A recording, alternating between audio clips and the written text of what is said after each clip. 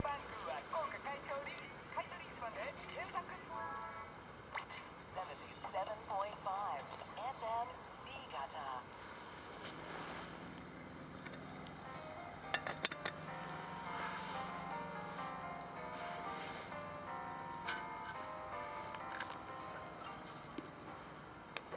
こんにちは。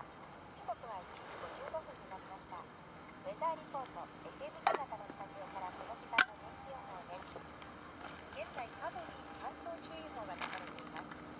佐渡では明日まで空気の乾燥した状態が続きそうです。では今日のお天気です。高気圧と覆われています。そのため今日日曜日の県内は晴れ時々曇りとなるでしょう。続いて明日月曜日のお天気です。気圧の谷や湿った空気の影響で晴れる見込みです。そのため明日月曜日の県内は曇りで昼頃から雨となり雷を伴うところがあるでしょう。明日朝の最低気温はマイナス1度からプラス5度の見込みです。明日日中の最高気温は9度から13度の予想で今日より3度前後高くなります。おしまいに週間予報です。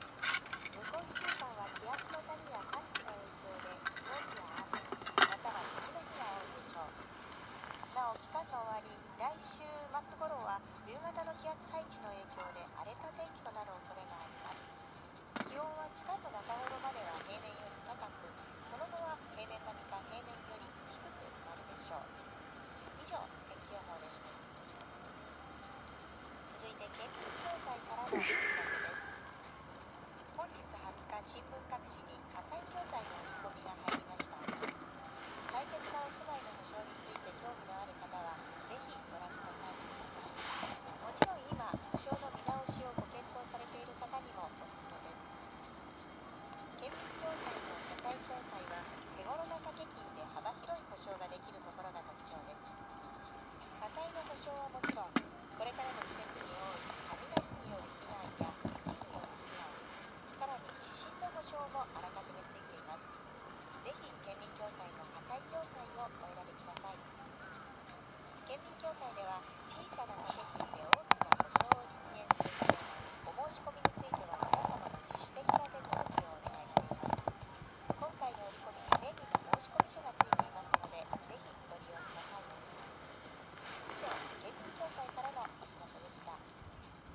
時刻は1時57分です。ウェザーリポート、マスコがお伝えしました。